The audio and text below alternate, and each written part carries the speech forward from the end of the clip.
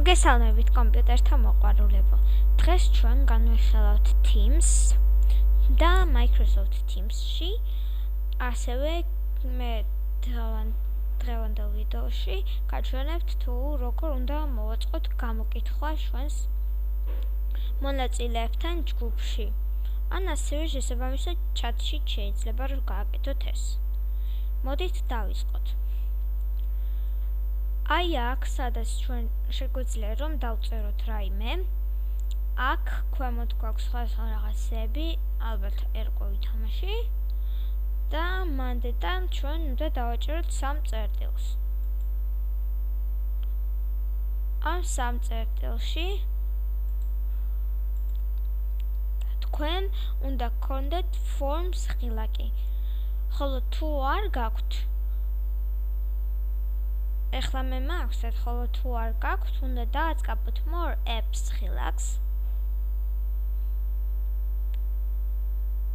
ხოლო შემდეგ აქ search-ში უნდა ჩავწეროთ forms.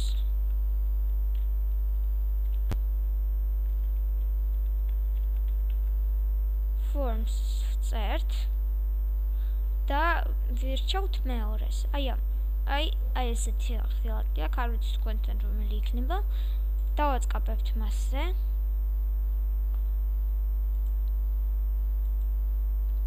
შემდეგ ვაჭერთ add ღილაკს. ველოდებით ცოტა ხანს.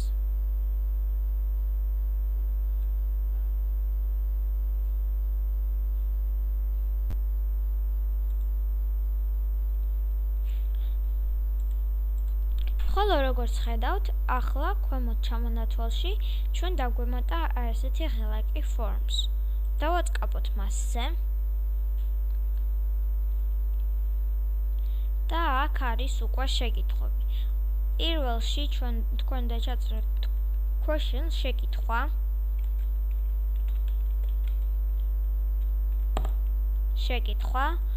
მეორეში შეგიძლიათ დაწეროთ პასუხი.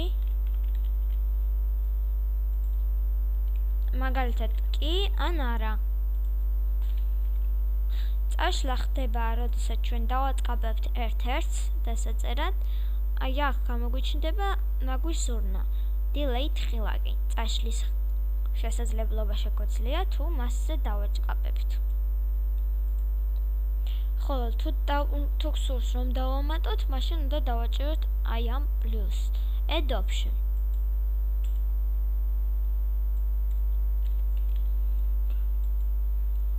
შემდეგ გვაჭერთ save ღილაკს. თუ რაიმის დამატება გსურს, მაშინ უნდა დავაწყაბოთ edit ღილაკს, ხოლო თუ არა და გსურს უკვე რომ გავგზავნოთ, უნდა დავაჭეროთ send.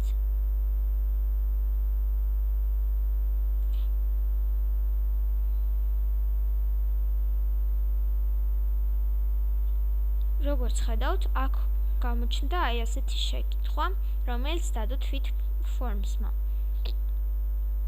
იმისათვის რომ მივიღოთ ამ გამოკითხვაში მონაწილეობა, აქ მოცემულ პასუხებზე, რომლებთანაც არის რგოლები, უნდა დავაწყაბოთ. მაგალითად, მოდით ის დავაწყაბოთ, ხოლო შემდეგ რომ გაიგზავნოს, ჩვენ უნდა დავაჭეროთ აი ამ ღილაკს submit what. ვაჭერთ.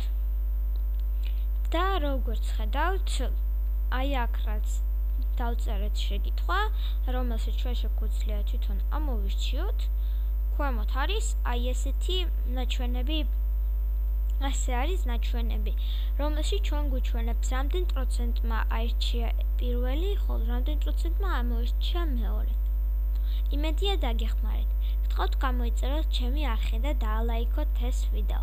არ დაგავიწყდეთ გააქტიუროთ ზარის ღილაკი და რომ არ გამოტოვოთ მომავალი ვიდეოები. მადლობა და ნახვამდის.